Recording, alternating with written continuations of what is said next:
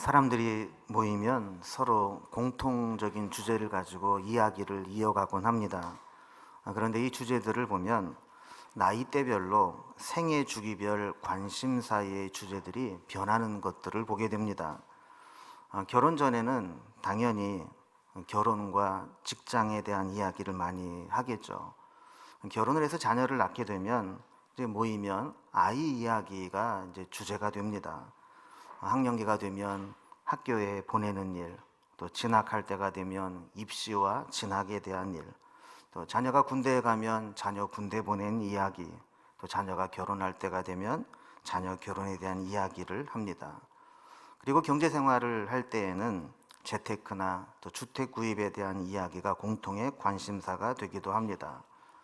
그러다가 이제 나이가 점점 들어가면 결국 그 나이 들어서 주제가 뭐가 되죠? 건강 얘기가 됩니다. 그래서 어디가 아프다는 얘기만 나오면 서로 자랑이라도 하듯이 자기 아픈 곳을 자랑하고 이야기를 합니다. 그리고 뭐가 몸에 좋다더라 그러면 예사롭지 않게 듣고 관심을 갖게 됩니다.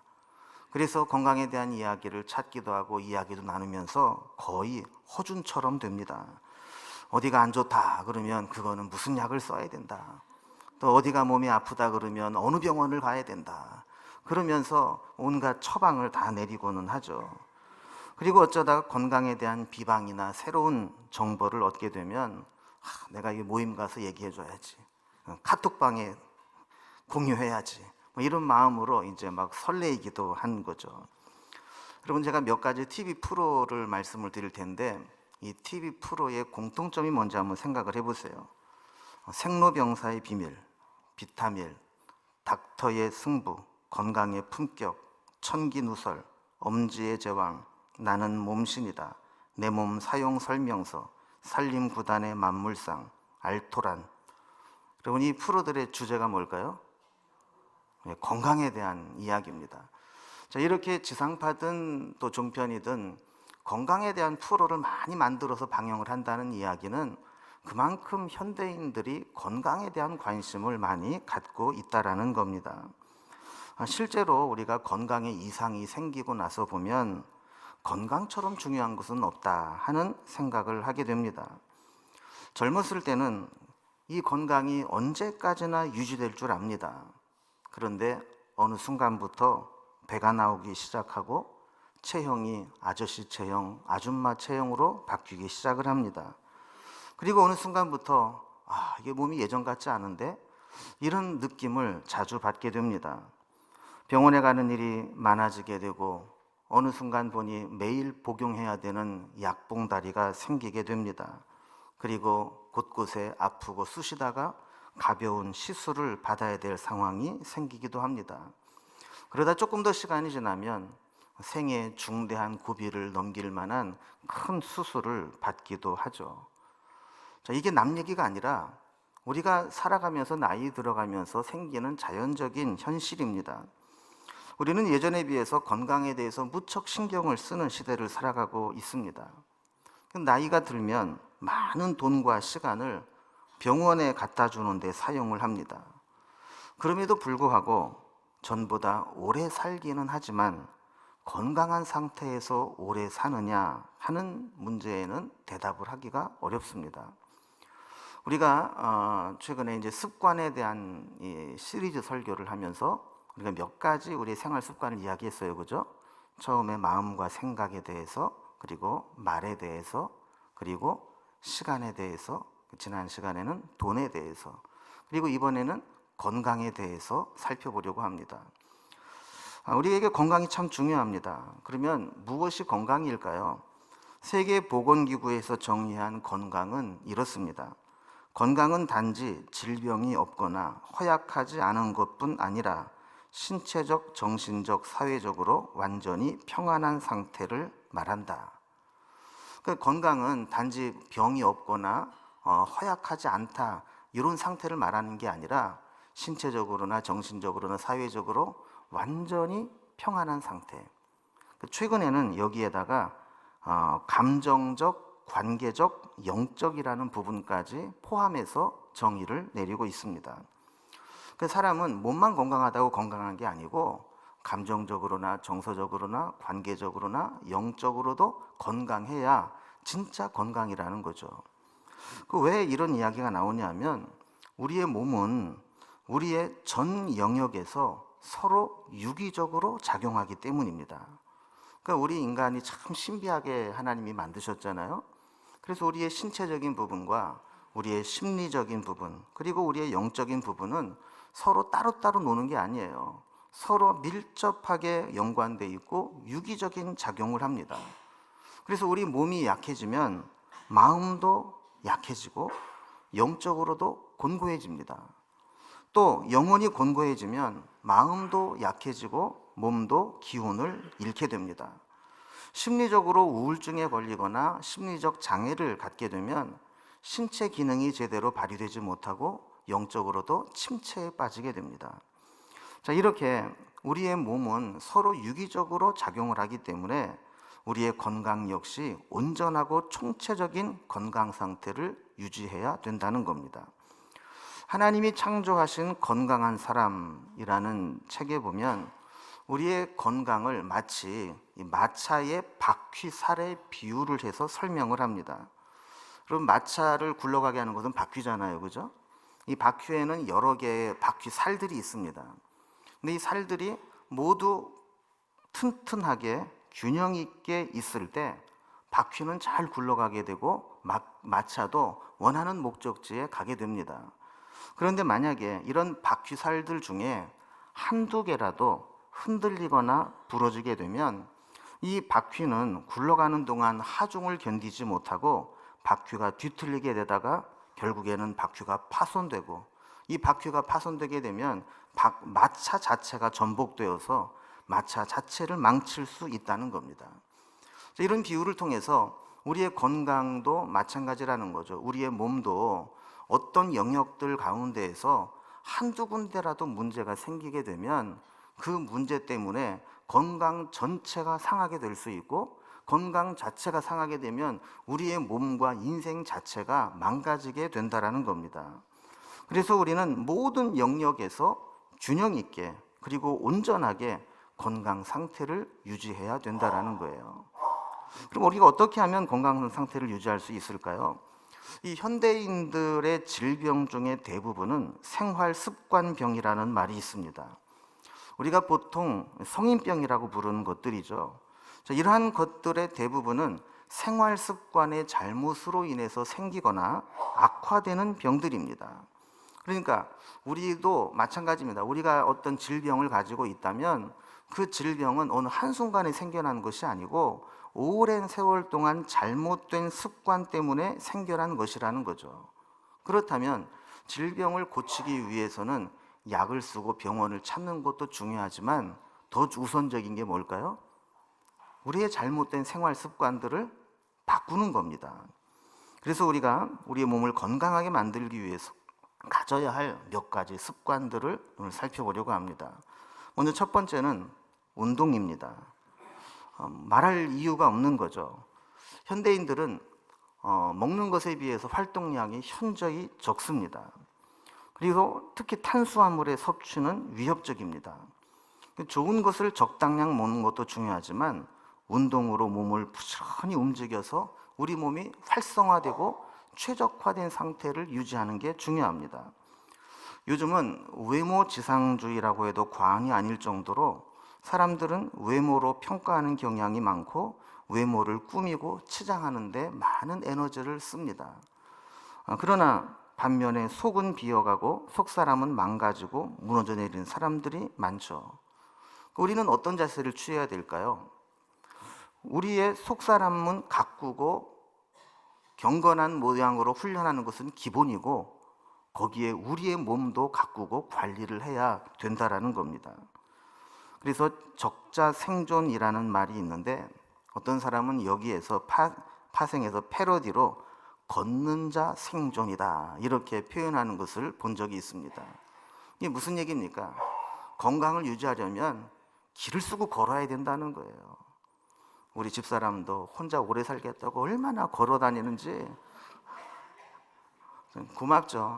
아파서 빌빌거리는 것보다 건강관리 잘하니까 얼마나 고마운지 모르는데, 어쨌든 걸어야 되고 움직여야 된다라는 거예요. 운동을 하지 않고 건강을 유지하겠다 하는 것은 불안당 심보입니다.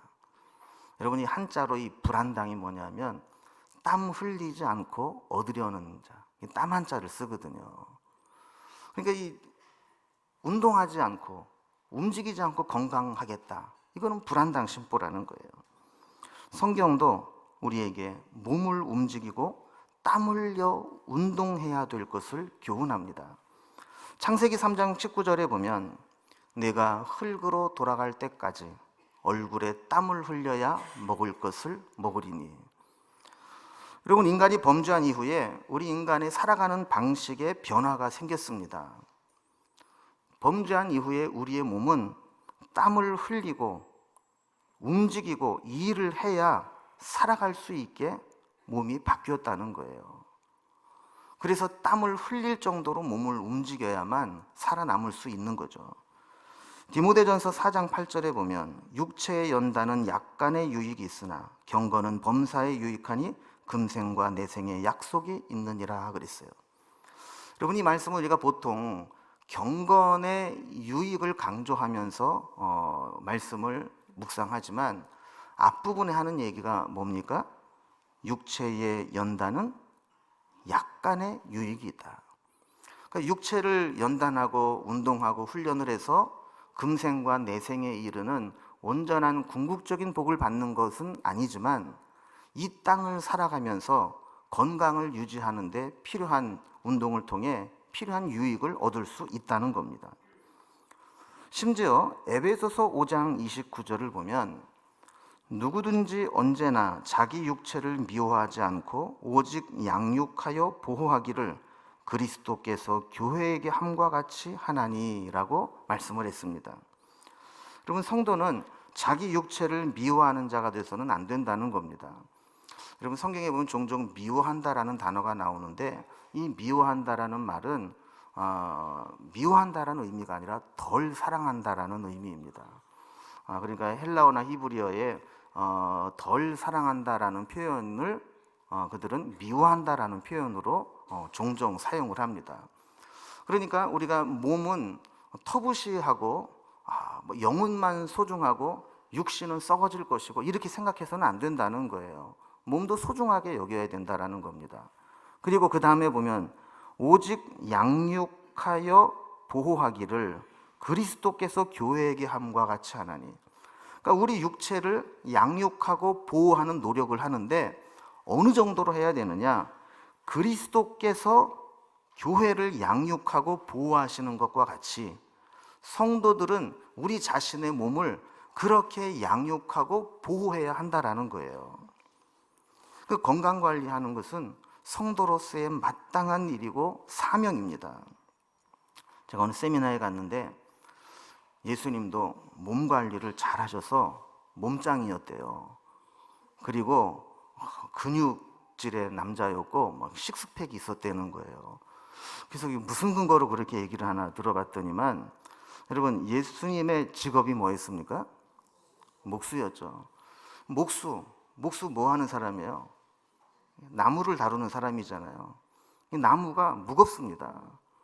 이 나무의 재료를 가지고 와야 되고 그것을 가공을 해야 되고 대패질을 하고 또 못질을 하고 뭘 만들고 그것을 배달하고 하려면 얼마나 힘을 많이 써야 됐겠어요.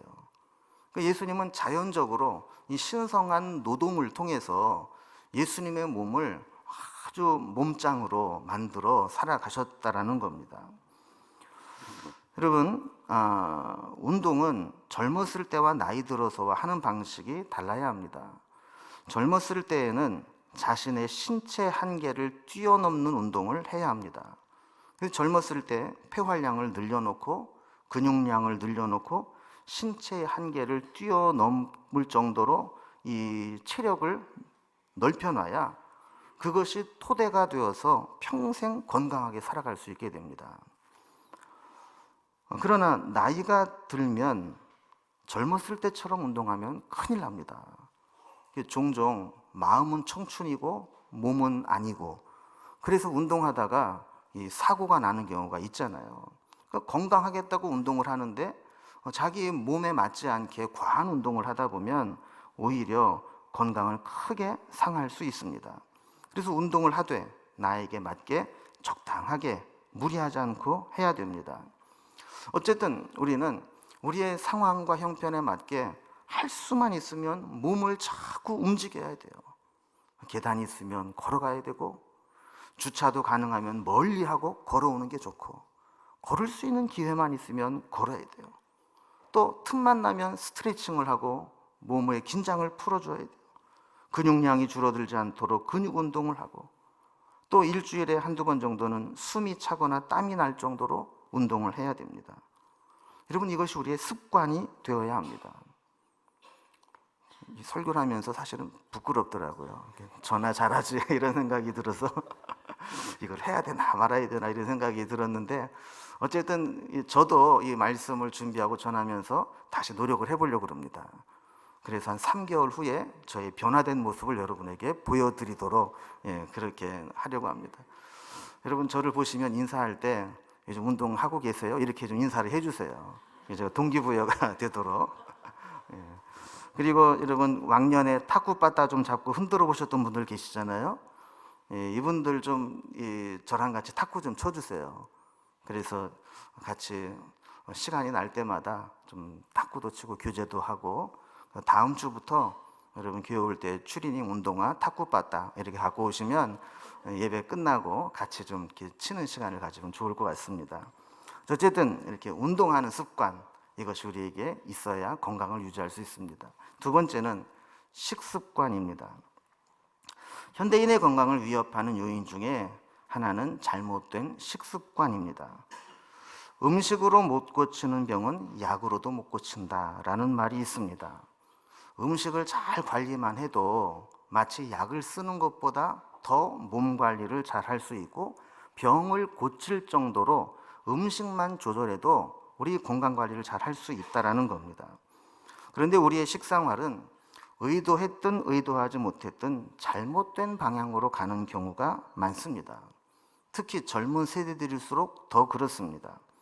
인스턴트 음식이나 고칼로리, 고지방, 고염분, 영양 불균형, 과식, 야식, 불규칙한 식사, 이런 것들이 다 잘못된 식습관들입니다. 그리고 이런 것들은 왜 이렇게 맛있는지 몰라요. 기름에 튀기면 타이어도 맛있다고, 이게 기름에 튀겼다만 나오면 그렇게 다 맛이 있어요. 근데 그게 몸에 들어가면 그렇게 안 좋다는 거 아닙니까? 뿐만 아니라 우리의 모든 먹거리들은 지금 농약이라든지 합성 감미료 같이 오염된 먹거리에 많이 접해져 있습니다. 또 몬산토를 비롯한 유전자 조작 식품들이 직접적으로든 가공되어서든 우리 식탁 깊숙이 침투해 들어오고 있습니다.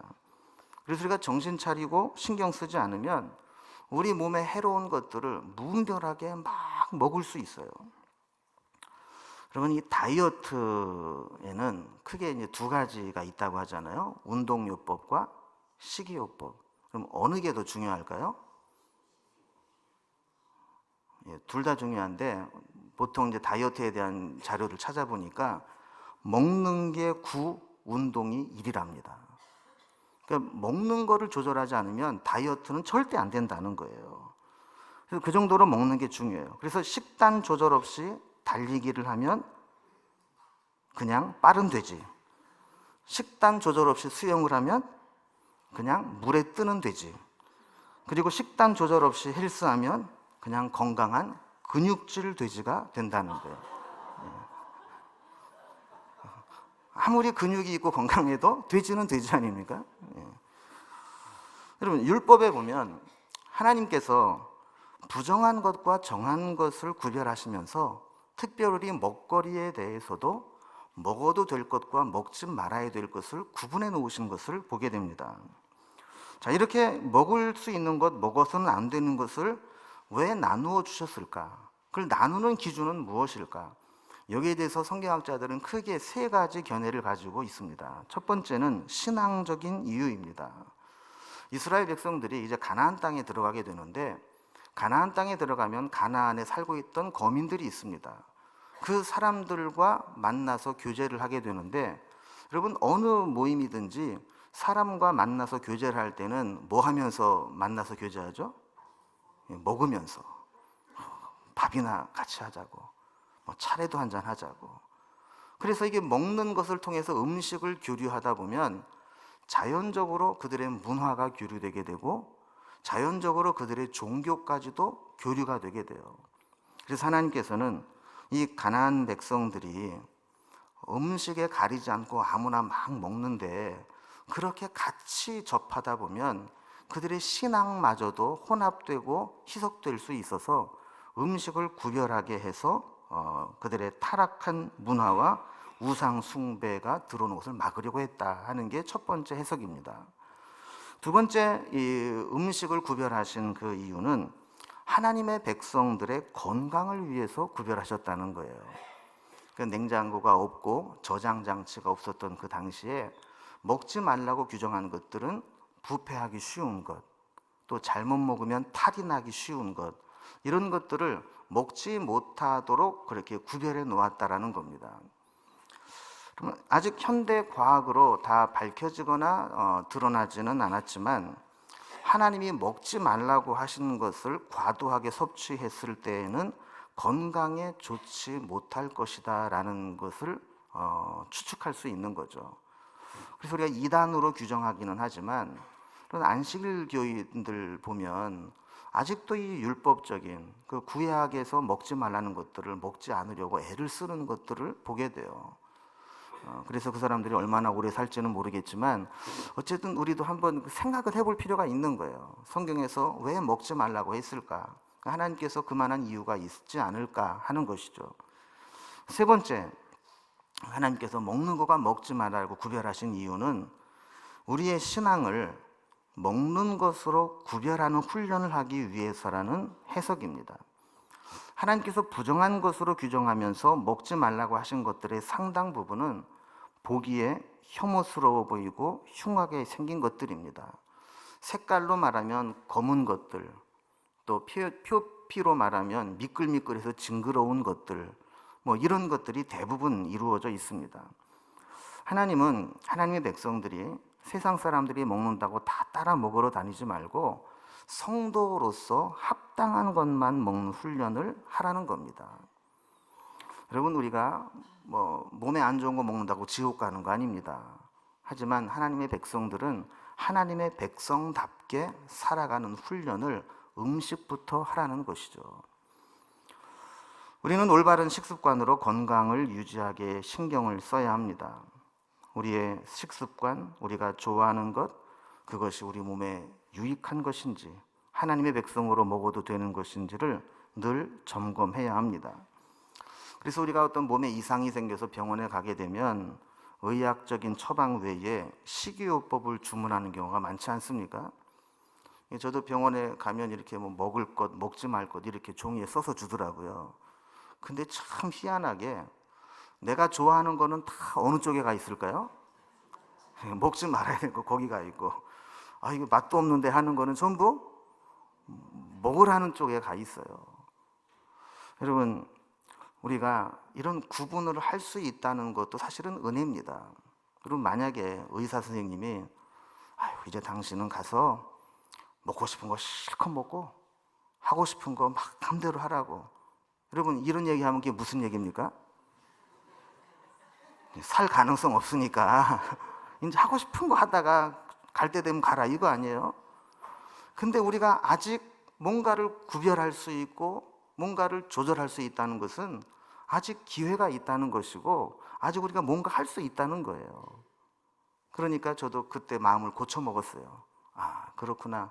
이게 내가 뭔가 조절할 수 있다는 것은 내가 아직 건강할 수 있는 기회가 있구나. 그래서 기쁜 마음으로 그것을 조절하려고 하지만 막상 보면 또 조절이 또 잘 안 되는 그런 일들이 있긴 하죠. 그래서 여러분, 저를 볼 때 두 번째로 인사할 것은 요즘에 먹는 거 잘 관리하고 계십니까? 이렇게 물어주시면 감사하겠습니다. 세 번째, 우리가 건강을 위해서 필요한 것은 생활 습관들입니다. 우리가 먹는 것, 움직이고 운동하는 것 외에도 우리의 건강에 영향을 끼치는 많은 습관들이 있습니다. 그런데 가만히 살펴보면 그것들 중에 우리 건강에 해로운 것들이 많이 있습니다. 예를 들면 우리가 자세를 바르게 하지 않고 삐딱하게 지낸다든가, 아니면 제때 잠을 안 자고 이 스마트폰 쳐다보면서 밤새도록 게임하고 또 뭔가를 보고 있다든가, 또 이 필요한 만큼 물을 먹지 않아서 이 수분이 공급되지 않아 대사가 잘 이루어지지 않는다든가, 또 과로하고 만성 피로에 늘 시달리고 있다든가, 먹지 말아야 될 것 음주 흡연을 하고 있다든가, 시간 관리를 못해서 불규칙한 생활을 한다든가, 자, 이런 것들은 다 우리의 건강을 위협하는 나쁜 습관들입니다.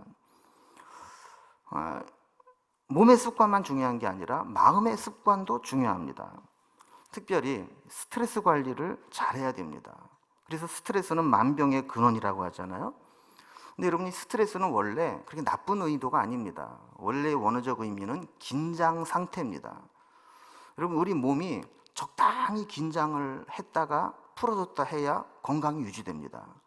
그리고 몸이 적당히 긴장이 되면 집중력을 향상시키고 어떤 일에 좋은 성취를 가져올 수 있습니다. 그런데 문제는 과한 스트레스가 오랜 시간 지속될 때 몸이 견뎌내지 못한다는 거예요.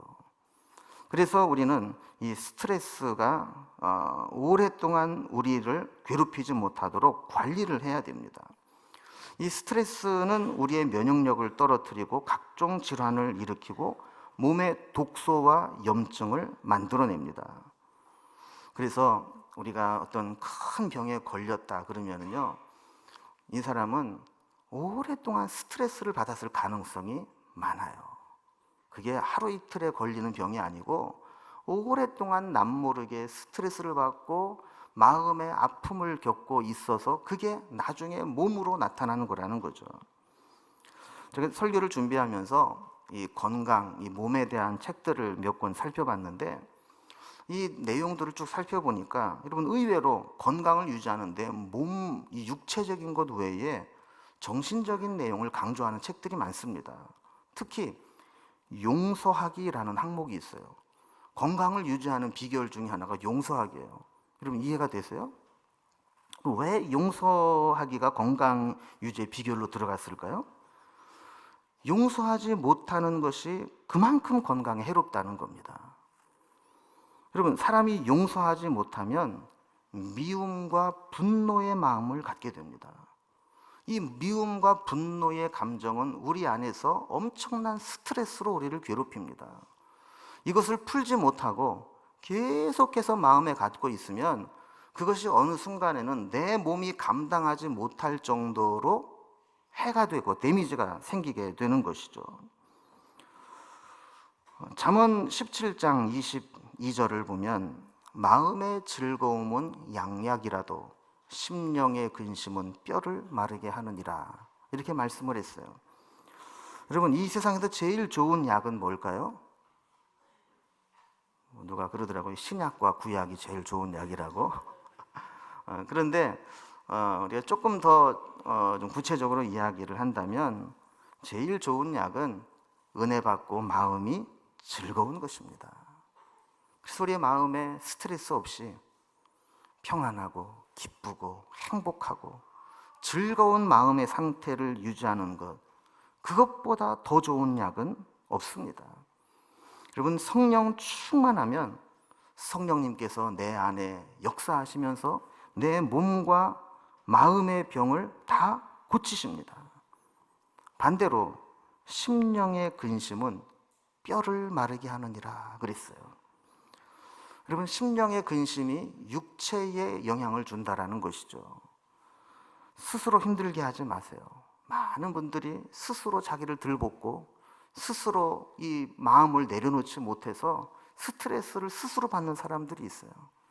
여러분, 하나님의 은혜로 맡길 것은 주님께 맡기고, 용서할 것은 다 용서하고, 내려놓을 것은 다 내려놓고, 우리 마음의 즐거움으로 양약을 삼고 우리 심령의 근심, 그것을 다 내려놓을 수 있기를 바랍니다. 여러분, 우리도 한번 살펴보세요. 나에게 건강에 해가 되는 습관들은 뭐가 있는가? 이거를 살피고 다 버릴 수 있기를 바랍니다. 마지막 네 번째는 절제입니다. 우리의 몸을 상하게 하는 것 중에 하나는 절제하지 못하는 겁니다. 과유불급이라고 좋은 것도 과하면 모자람만 못합니다. 그런데 우리는 좋지 않은 것도 절제하지 못하고 조절하지 못할 때가 많습니다. 고린도전서 9장 25절에 보면 이기기를 다투는 자마다 모든 일에 절제하나니 그들은 썩을 승리자의 관을 얻고자 하되 우리는 썩지 아니할 것을 얻고자 하노라. 세상에서 썩을 승리의 면류관을 얻기 위해서라도 모든 일에 절제하는 삶을 살아간다는 거예요. 그럼 예전에 그 피겨 스케이팅의 그 김연아 선수가 은퇴를 하고 인터뷰한 것을 이렇게 읽은 적이 있는데, 은퇴하고 나서 제일 하고 싶은 게 뭐냐 그랬더니 뭐라고 대답을 했을까요? 라면 끓여 먹고 푹 자고 싶대요. 여러분, 우리는 라면 먹고 싶을 때 먹잖아요, 그죠? 밤중에도 먹잖아요. 그런데 이 운동을 하기 위해서 그것까지 절제하고 못 먹고 지내왔다라는 거예요. 그 세상에서 썩어질 면류관을 위해서도 이렇게 이기기를 다투며 절제하는데, 우리가 썩지 아니할 것을 얻고자 한다면 우리가 절제하지 않고서 어떻게 얻을 수 있겠느냐는 겁니다. 그리고 많은 사람들이 무너지는 것은 절제하지 못하기 때문입니다. 젊은 사람들 성적인 유혹에 약합니다. 요즘 문제가 되고 있는 빅뱅의 승리나 정준영 같은 애들을 보면 병적입니다. 도무지 절제라는 것을 모릅니다. 어쩌면 저렇게 망가질 수 있나 싶을 정도로 절제하지 못하면 그렇게 망가져 버리고 마는 것이 인간입니다. 어떤 사람은 돈의 유혹에 약합니다. 돈의 마음을 빼앗기고 자신을 지키지 못하고 무너져 내립니다. 어떤 사람은 명예에 약합니다. 어디 가서 감투 쓰는 거 좋아하고 내빈 소개하면 거기에 들어가야 되고 감사패 받는 거 좋아하고 박수 받는 거 좋아합니다. 여기에 빠져버리면 헛된 것에 헤어나오지 못하고 맙니다. 어떤 사람은 자존심의 유혹에 약합니다. 여러분, 나이 들수록요 섭섭함을 많이 느낀대요. 그래서 내가 옛날보다 섭섭함이 자꾸 늘어난다 그러면 내가 나이 들어가고 있구나 이렇게 생각하시면 돼요. 이 교회에서도요 마귀가 역사를 하는데 제일 무서운 마귀가 섭섭마귀래요. 그래서 사람이 섭섭한 마귀가 들어가면 온갖 시험이 다 꼬이는 거예요. 그래서 여러분, 우리가 마귀를 대적할 때 섭섭마귀가 오면 바로 대적을 해야지, 그 섭섭마귀랑 악수하고 친하게 지내고 너도 섭섭하냐 나도 섭섭하다 이러면 그때부터 이제 문제가 커지는 거예요. 여러분, 섭섭한 마음이 들면 보복하고 싶고 갚아주고 싶은 마음이 들고, 그래서 우리의 마음이 상하게 되는 겁니다. 그런데 이게 나이가 들고 상황이 변해도 변하지 않고 사그러들지 않는 유혹이 있어요. 그게 어떤 유혹이에요? 먹는 유혹이에요. 여러분, 이 먹는 유혹은 사탄이 태초부터 사용했던 방법이에요. 여러분, 아담과 하와를 유혹할 때 뭐로 유혹했어요? 선악과. 결국 먹는 거로 유혹한 거 아닙니까? 창세기의 야곱과 에서의 그 사건, 뭐로 야기됐어요? 그까지 파죽한 거로 그게 뭐라고, 그거에 넘어가 버리고 만다고요. 여러분, 우리는 어때요? 맛집을 찾아다니면서 그거 먹어보겠다고 하루 종일 허비합니다. 몇 시간을 차를 타고 가서 1시간씩 줄 서서 기다리고 그거 한 그릇 먹고 또 몇 시간을 차를 타고 옵니다. 여러분, 거기 갔을 때 기왕이면은 맛집 찾아서 먹는 거야. 뭐 누가 뭐라고 하겠어요. 근데 이 먹는 거에 그냥 모든 것을 걸고 이렇게 해야 직성이 풀린다면 이것도 문제 아니겠어요? 우리가 뭔가 이 절제가 필요해요. 여러분, 먹는 즐거움을 절제하고 희생하지 않으면 우리의 건강을 내어주어야 될 상황이 벌어지고 맙니다. 지난주에요, 어떻게 하다 보니까 대접을 받기도 하고 또 손님을 대접하기도 하고 하면서 뷔페 식당을 3번이나 갔어요. 그럼 우리 교역자들 보시면 알지만 좀 잘 먹습니까? 우리는 뭘 시켜놓으면 많은데 그러고 한 번도 남긴 적이 없어요. 얼마나 잘 먹는지 몰라요. 이 뷔페를 가서 갈 때마다 깨닫는 게 있어요. 뷔페 식당은 절대로 올 때가 아니구나. 어제도 뷔페 식당 가서 밥을 먹으면서 우리 교역자들이 한 테이블에 먹으면서 그런 얘기를 했어요. 이게 이런 데 오면 정신을 차리고 계산하면서 먹어야 되는데 오늘도 먹다 보니까 정신줄을 놓고 말았네요, 이러더라고요. 여러분, 이 먹는 즐거움 얼마나 좋아요. 그러나 이거 절제하지 못하면 그게 다 나중에 내 몸에 해로,毒으로 오게 되는 겁니다. 문제는 알기는 아는데 실천이 어렵다는 거예요. 여러분, 제가 여러 가지 말씀드렸지만 오늘 처음 듣는 얘기 있어요? 다 아는 얘기잖아요, 그죠? 다 들은 얘기잖아요. 근데 문제는 실천이 안 된다는 거예요. 여러분, 우리는 몸에 어떤 이상이, 증세가 나타나기 전까지는 그 문제의 심각성을 잘 몰라요. 여러분, 우리 몸은 하나님의 뜻에 맞게 사용되도록 하나님이 주신 선물이며 하나님이 우리에게 청지기로 맡기신 자원입니다. 그렇다면 우리의 생활 습관들을 잘 관리해서 하나님이 주신 이 몸을 가지고 하나님의 주신 사명을 오랫동안 감당할 수 있도록 만들어야 하는 겁니다. 이제 본론으로 들어가서 오늘 본문 말씀을 보면 오늘 말씀 13절 중간에 이렇게 말씀합니다. 몸은 음란을 위하여 있지 아니하고 오직 주를 위하여 있으며.